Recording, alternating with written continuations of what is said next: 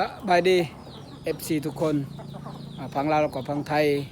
วันนี้ก็อยากฝากให้ FC ทุกคนมาเบิ่งวิถีชีวิตของหาผู้เลี้ยงเป็ดเลี้ยงไก่หาอยู่หากินตามธรรมชาติก็อยากฝากให้ FC ทุกคนเนาะไปเบิ่งว่าการเป็นชีวิตของการหาอยู่หากินเป็นจังไดก็อยากให้ FC ทุกคนตามไปเบิ่งกันเลยนี่แม่นให้ FC เบิ่งเด้อชีวิตของอ้ายเนาะก็อยากให้ FC ได้เบิ่งการเลี้ยงไก่ของชนเผ่าเนาะก็อยากให้ฝาก FC เด้อ มาติดตามว่านี่คือการเลี้ยงไก่ที่สามารถเลี้ยงอาชีพได้ก็ว่าได้เนาะเพราะว่าเฮามีไก่แล้วก็มีโตหมูโตม้าที่ว่าเฮาเลี้ยง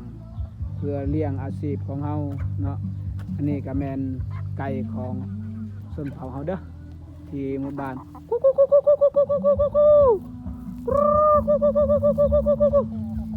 เห็นบ่นี่แม่นเฮาเลี้ยงไก่ที่ว่าลดต้นทุนที่เฮาสามารถเลี้ยงเพราะว่าถึงเฮาบ่มีเงินเนาะแต่ว่าเฮาก็เลี้ยงไก่อันนี้แม่นพม่าเด้ออันนี้แม่นพม่าล่อพม่าล่อสันสลับยาวเนาะอันนี้แม่นพม่านี่ตัวพุ่นแม่นตัวนี้นี่ตัวสีเหลืองนี้ก็แม่นพม่าม้ามวยเนาะนี่เป็นพม่ามวยที่ว่าสามารถอันนี้ก็ได้ปีกว่าแล้วตัวนี้แม่นปีกว่าแล้วเนาะอันนี้ฮักก็ได้8 เดือนเนาะเขาสิเข้า9 เดือนแล้วอันนี้กับตัวพุ่นนี่มวย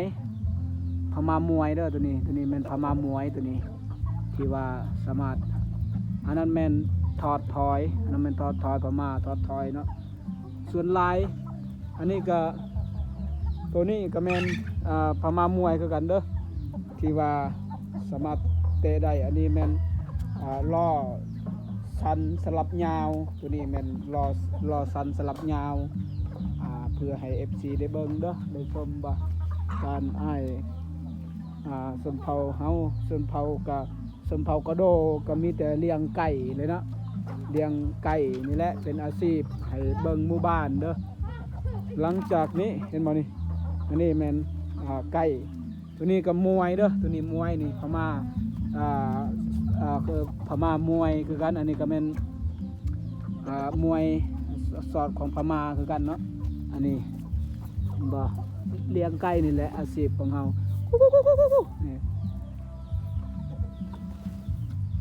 นี่อาชีพของเผ่า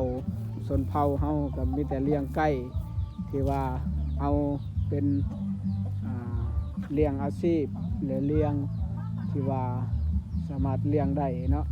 เลี้ยงชีวิตในครอบครัวก็มีแต่ไก่นี่แหละเด้อทุกคนเด้อก็อยากฝากให้ติดตามรับชมเนาะสรุปก็คือว่าให้ FC ได้เบิ่งตอนนี้ก็คือชีวิตในครอบครัวเนาะครอบครัวของชนเผ่าเด้อที่เลี้ยงเป็ดเลี้ยงไก่แต่นี่แม่นไก่ที่เฮาเลี้ยงที่ว่าจ่ายลูกตัวดีๆตัวงามๆเฮาสามารถขายแล้วอันนี้แม่นเป็นพอพันธุ์แล้วที่ว่าเฮานำเสนอให้ FC ได้เบิ่งแล้วก็ได้ชมเด้อเพราะว่าชีวิตของชนเผ่านี้บ่มีหยังมีแต่เลี้ยงเป็ดเลี้ยงไก่เพื่อเลี้ยงชีวิตเพื่อเลี้ยงครอบครัวเด้ออันนี้ก็แม่นสรุปอยากให้ FC ได้เบิ่งได้ชมเนาะต่อไปก็อยากฝากให้ FC ทุกคนที่ติดตามให้กำลังใจชนเผ่าและก็สิเฮ็ดคลิปหยังต่อไปก็อยากฝากให้ FC ทุกคนฝากติดตามนี่เด้อ2ใหม่หากก็เริ่มเฮ็ดยังบ่มีผู้ติดตามแต่ว่าอยากฝากให้ FC ทุกคนภายได้เห็นได้เบิ่งแล้วคลิปนี้ก็ฝากให้ติดตามนี่เด้อให้เป็นกำลังใจให้เฮาเฮ็ดต่อไปเนาะโอเคไปเลยหลังจากที่เห็นไก่แล้วเห็นเพิ่นว่าเห็นไก่เห็นในของชนเผ่าเฮากันเลยเห็นว่าเมื่อเห็นไก่แล้วก็ อยากให้ FC ทุกคนได้เบิ่งสวนเนาะในยามแลงเด้อยามแลงที่ว่าเกลือเป็ดเกลือไก่ ที่ว่ายามนี้อันนี้ก็แม่นหน่อไม้เนาะในบ้านอยู่สวนนี่ก็แม่นหน่อไม้ที่ว่าสามารถกินได้เนาะแล้วก็อันนี้ก็แม่นมะขามกุกมะขามของชนเผ่าเฮาที่ว่าอาศัยอยู่ในหมู่บ้านนี่แม่นขอกไก่เด้อขอกไก่ที่เฮาเลี้ยงไก่ตีส่วนหลายเฮาเลี้ยงไก่ตีเพราะว่าเฮาสามารถขายเนาะคันเลี้ยงไก่ตีเนาะอันนี้แม่นไก่ที่ว่าที่เป็นพอพันธุ์เด้อผลิตลูกให้เฮาได้ใส่เนาะลูกแต่ละโตนี่ก็ถือว่าราคาสูงเนาะที่ว่าเฮาขายได้เด้อเพราะว่าตัวนี้งามหลายตัวนี้เป็นพม่าทอดถอยหรืออันนั้นพม่ารอสาวสลับยันยาวเด้อตัวนี้เด้อเห็นบ่อันนี้แม่นแม่คือกันแม่พม่าอันนี้กำลังผสมแล้วตอนนี้กำลังผสมแต่ว่าตัวนี้เขาเจ้าเขา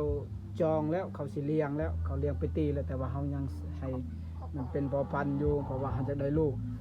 สถิตินี่แม่นประมาณ7 ไผ่เนาะชนะ7 ไผ่แล้ว7 ไผ่เนาะชนะรวดเลยนี่แม่นไก่ที่พม่าเด้อที่ว่ายาวสู่ตอนนี้ปัจจุบันตอนนี้ก็ประมาณ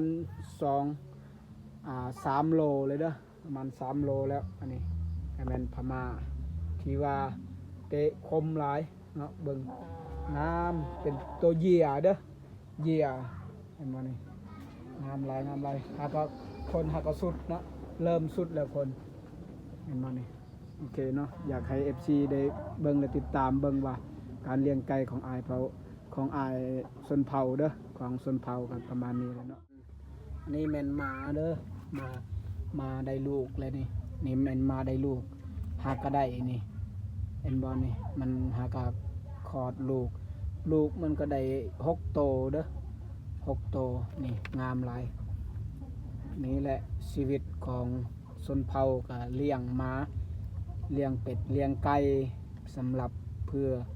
หาอยู่หากินตามภาษาบ้านนอกอันนี้เนาะนี่ก็แม่น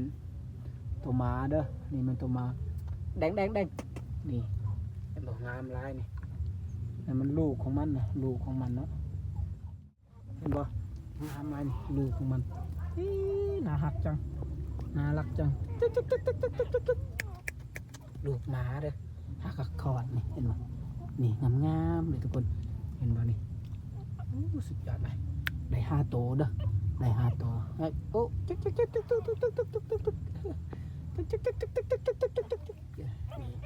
นี่กำลังกันหักหลายแล้วหมักไอ้ตัวนี้ก็แม่นชนเผ่าเฮาก็เลี้ยงแบบนี้เลยเด้อทุกคนเด้อ